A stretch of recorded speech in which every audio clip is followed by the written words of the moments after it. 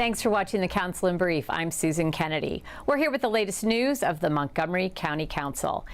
Councilmember Craig Rice and County Executive Ike Leggett have proclaimed this week Chesapeake Bay Awareness Week. The designation is intended to increase awareness of the importance of the Chesapeake Bay in Montgomery County and throughout the metro area. Whereas Montgomery County focuses on implementing new and innovative green infrastructure and striving to enhance the quality of life.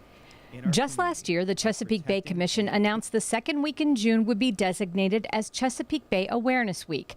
Councilmember Craig Rice told us even though Montgomery County is a suburb removed from the bay itself, how we live here affects the health of the Chesapeake Bay. When it comes to all of our watersheds, which directly feed into the Chesapeake Bay, we have a direct impact on its healthiness, its vibrancy. And so it's really important for us, as well as all surrounding jurisdictions, to be very cognizant about the decisions that we make regarding our land use, regarding our protection of the environment, regarding all the things that we need to do to make sure that the Chesapeake Bay remains healthy. The banning of styrofoam, promoting the use of reusable bags, and new stormwater management practices are just a few of the ways Montgomery County is working to improve water quality. Councilmember Rice and County Executive Ike Leggett teamed up to get the word out about protecting the bay. And so unless we're careful to clean, to monitor, to do the little simple things of picking up the trash, making certain that we do not dispose things into our potential waste stream. And it may not go directly when you first see it, but if it's on the lawn, it's on the street, eventually it will get into the bay.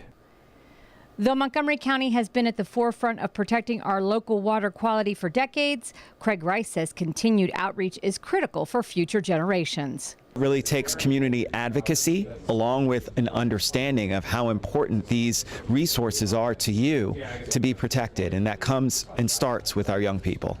In 2009, the County Council approved $6 million to study the Veirs Mill Road bus rapid transit line, which would run between the Wheaton and Rockville metro stations. After years of analysis and input, the Council has chosen the preferred route for this transit system that's expected to bring much relief to this heavily traveled corridor. You know, we're going to retain and we're going to see a lot of the elements of what would be, the most desirable BRT option. I mean, you will still have, level boarding, you will still have off-board fare collection, you have stations with canopies, there will also be queue jumping for these buses, as well as green light extension in intersections. And that within itself, I think it's so important because that is what provides the smooth, ride. And when they did the analysis to see whether dedicated lanes made a huge difference, it really didn't. And but what made a big difference was the cost. And so this is why this hybrid option is really important. Well, I mean, the challenge is figuring out how to fund this. But the necessity is we have to fund this, and we have got a major traffic issue, and we've approved enough development to be very worried about what happens if you don't figure out how you're going to move people as an alternative to single-family, single occupancy vehicles. So it's sort of a necessity to come to grips with how are we going to provide, a second form of transportation for people so we don't totally, turn everything into a parking lot. And finally, introduction of a bill that addresses the system to license taxicabs in the county. The measure is the work of Council President Roger Berliner, who told us this law is designed to put more accessible cabs on the road.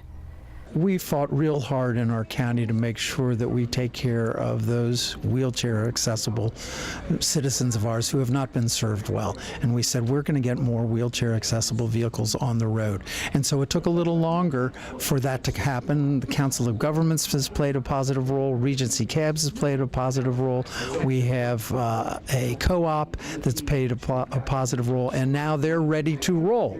But the law ended for them being able to get new licenses. So we're just extending the time for them to get on the road. Well, that does it for this edition of the Council in Brief. For County Cable Montgomery, I'm Susan Kennedy. Thanks for watching.